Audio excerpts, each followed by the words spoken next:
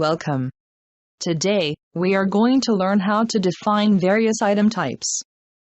Using this option, the user can define various item types that can be tagged in the item classification, setup menu card and requirement entry. Select the module Banquets from the PMS. Select submodule Setup under Banquets.